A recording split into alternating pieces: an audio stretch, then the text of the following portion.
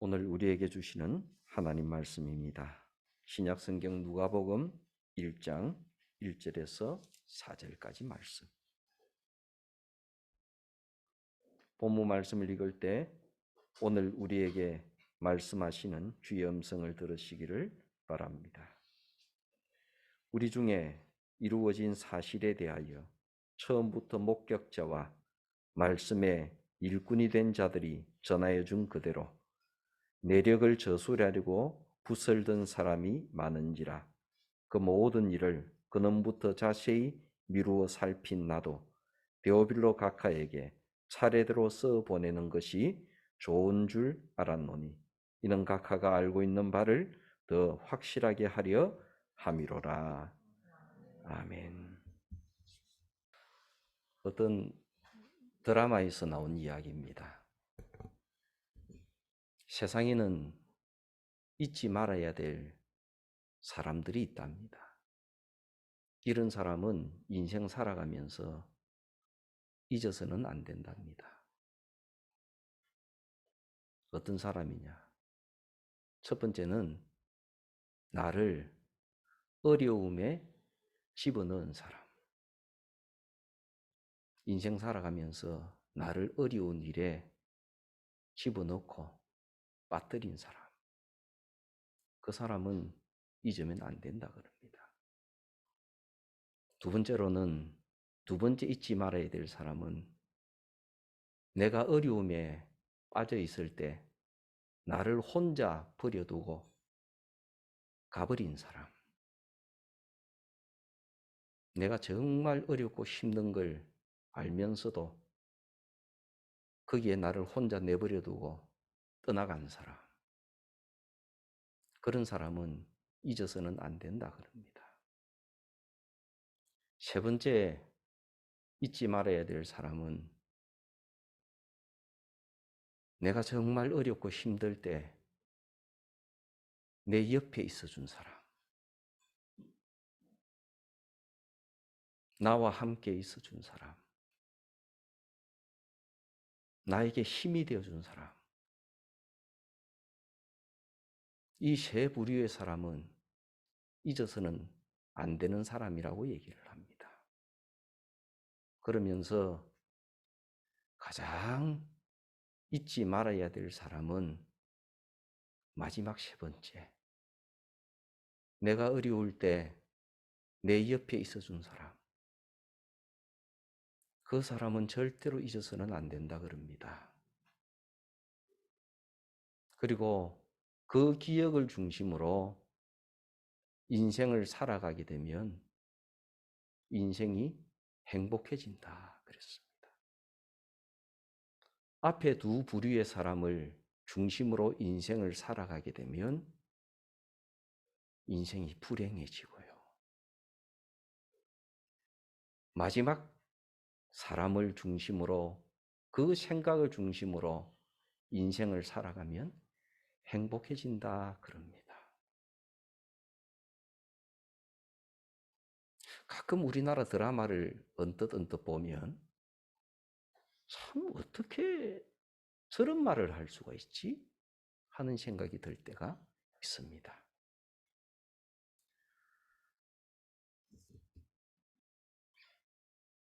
우리 사람들이 살아가는 이 세상, 사람 사이의 관계를 말을 할 때 스토리 공동체 그렇게 얘기를 합니다.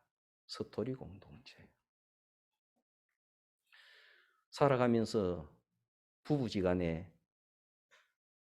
다른 사람과 차이가 나는 점이 뭐냐 하게 되면 이 스토리라는 것은 기억이죠. 같은 기억을 가지고 있는 공동체.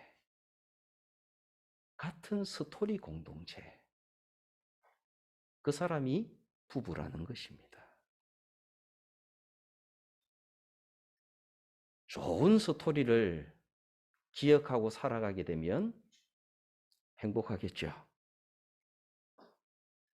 그런데 수많은 스토리 가운데서 좋은 것은 생각 안 하고 안 좋은 스토리만 기억하고 살아가면 불행한 부부가 되겠죠. 가족을 가리켜서 스토리 공동체라고 합니다. 다른 사람들은 알지 못하지만 우리 가족들끼리는 수많은 이야기가 있잖아요. 수많은 기억이 있잖아요. 수많은 스토리가 있잖아요.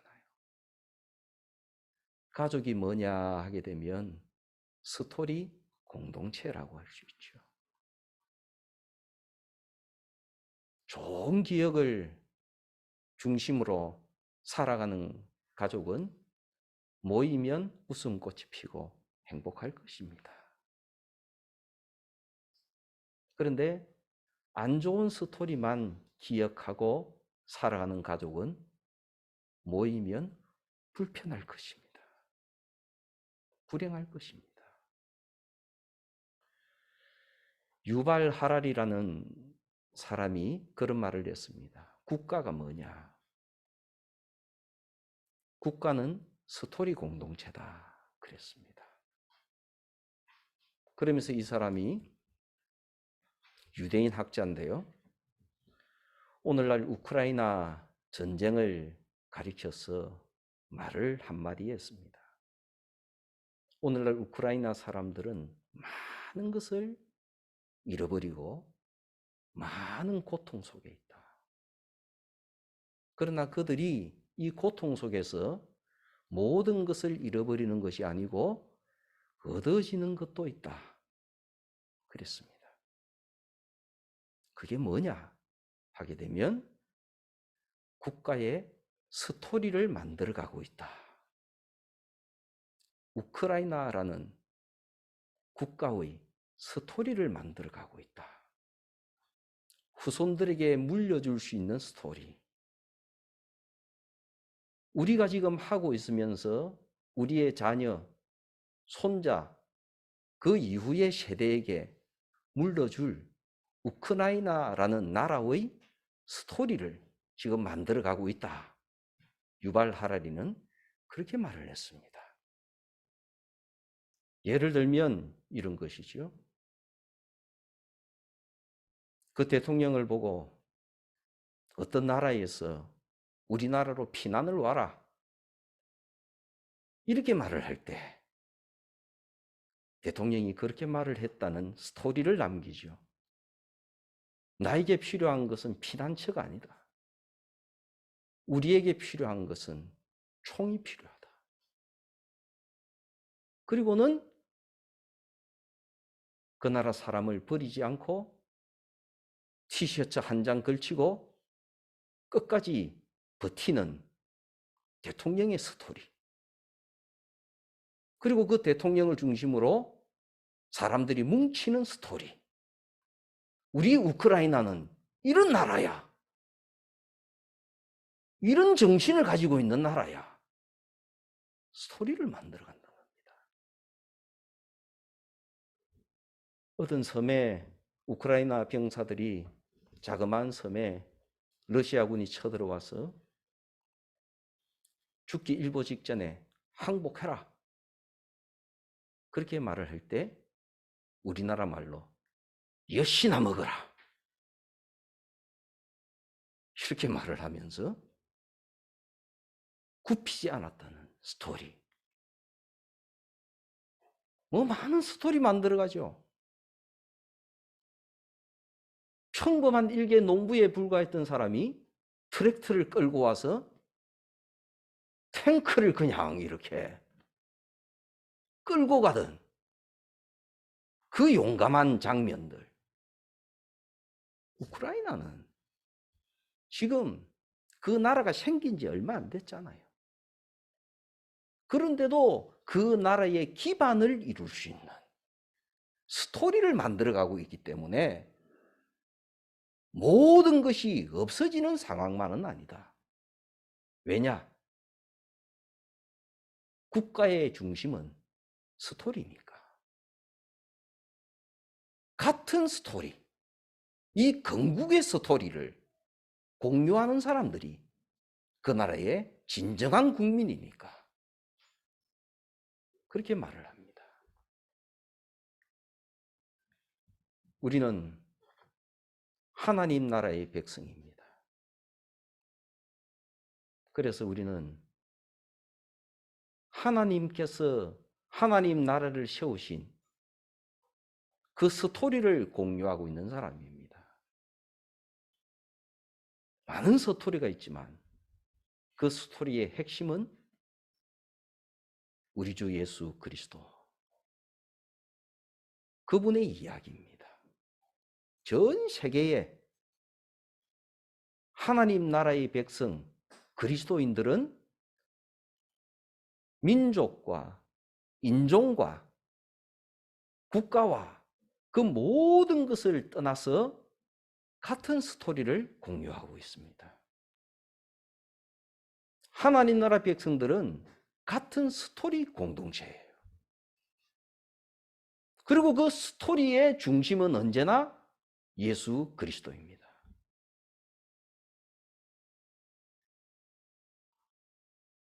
같은 베들레헴 이야기를 공유하고 있습니다. 같은 나사렛 이야기를 공유하고 있습니다. 갈릴리 바다가 그 풍랑이는 배를 타고 건너갈 때 그 고통 가운데에서 제자들이 죽어가고 있을 때 예수님께서 풍랑을 잔잔케 하셨다. 그러므로 우리 인생에 어떤 풍랑이 일어나도 주님께서 이 인생의 풍랑 가운데 함께 하신다. 이런 스토리를 우리는 공유하고 있습니다. 그라사인 사람들이 살고 있는 지역에 군대 귀신 들린 사람이 무덤 속에서, 무덤 있는 거기에서 고통당하며 자기 자신의 의식을 잃어버리고 악귀에 사로잡혀서 살아가고 있을 때, 악령에 사로잡혀서 살아가고 있을 때 예수님께서 오셔서 그 악령을 쫓아내시고 그 사람을 온전한 사람이 되게 하시고 가정으로 돌려보내셨다. 우리는 이 스토리를 공유하고 있습니다. 그처럼 우리가 살아오고 있는 사회에서 우리의 정신을 혼미하게 만드는 그 모든 악령들을 주님께서는 복음으로 정결케 하시고 우리를 온전한 사람으로 오늘도 만들고 계신다. 이 스토리를 우리는 공유하고 있습니다.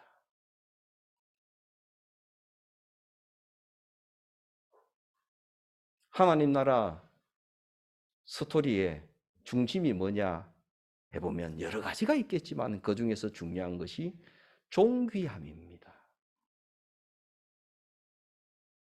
예수님은 우리를 존귀하게 보셨어요. 귀하게. 너희들은 아무런 사람이 아니다. 너희들은 별 볼 일 없는 사람이 아니다.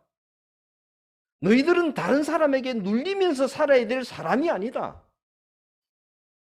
너희들은 감히 어떤 누구도 너희들을 뭉개지 못하는 존귀한 사람이다.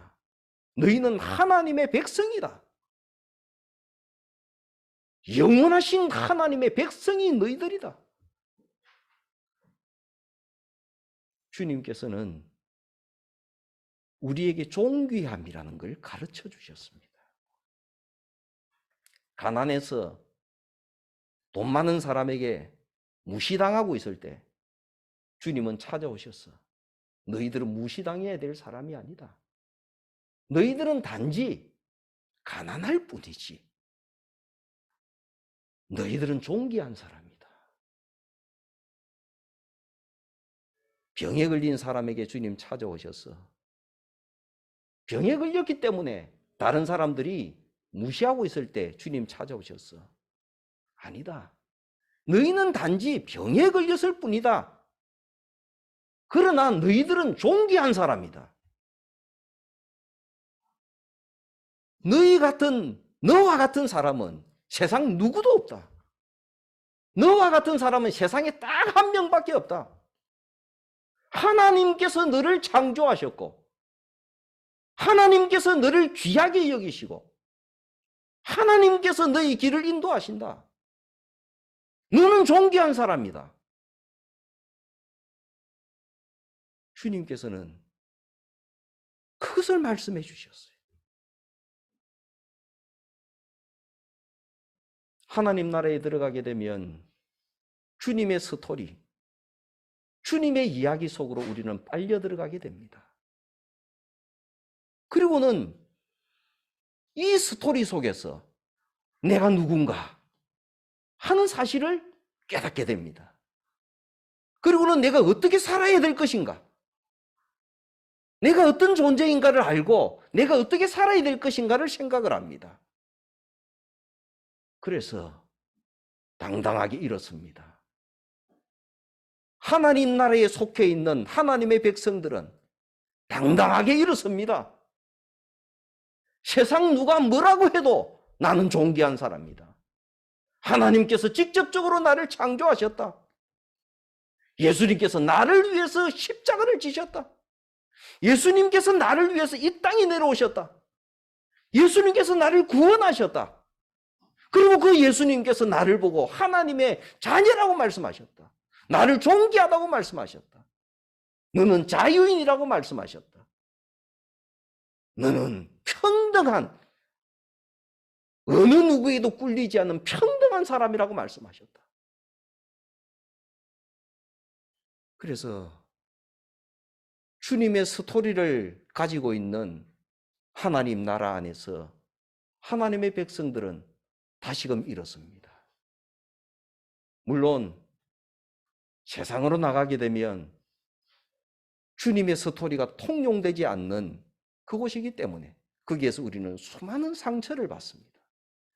그러나 그 상처 때문에 우리가 넘어지지 않습니다. 쓰러지지 않습니다. 우리를 어려움 속에 수많은 사람들이 집어넣습니다. 그럼에도 불구하고 우리는 무너지지 않습니다. 사람들이 비굴하게 우리를 어려움 속에 놔놓고 지금까지는 그렇게 잘해줄 듯이 하다가 내가 어려움 속에 처하니까 나를 내팽개치고 떠나가는 이런 비겁한 세상에서 우리가 살아가고 있지만 그럼에도 불구하고 우리가 넘어지지 않는 것은 그 순간에 마지막까지 우리와 함께 하시는 주님이 계시기 때문입니다. 내가 가장 어렵고 힘들 때 나를 찾아오시고 내 마음을 어루만지시고 알 수 없는 순간에 용기를 내라. 하나님은 너를 사랑하신다. 너는 하나님의 백성이야. 너는 존귀한 사람이야. 나는 너를 떠나지 않는다. 그 사랑 때문에 우리는 하나님 나라 백성으로 또 일어서는 겁니다. 성도 여러분, 지금은 사순절 기간입니다.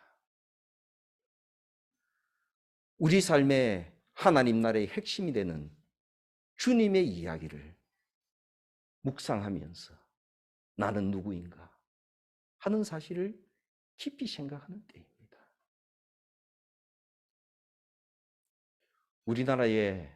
우리나라에서 살아가는 것은 절대로 만만하지 않습니다. 대한민국에서 살아가는 것은. 대한민국 사람은 대단하고 잘하는 점도 많고 엄청난 성장을 이루어냈지만 우리를 많이 아프게 하고 힘들게 하는 근본적인 요소를 가지고 있는 나라이기도 합니다. 그래서 우리가 대한민국 속에서 살아가면서도 거기에서 받은 교육과 그 모든 대로 우리 인생을 살아갈 수만은 없습니다. 우리가 하나님의 백성인 것이 얼마나 감사한지 모릅니다. 이번 사순절 기간 지내는 동안에 주님의 이야기에 좀 더 깊이 빠져들고 그 가운데서 인생의 길을 다시금 생각을 하고 그 가운데서 용기를 내서 일어나서 행복한 삶을 살아가는 성도들 다 되시기를 바랍니다.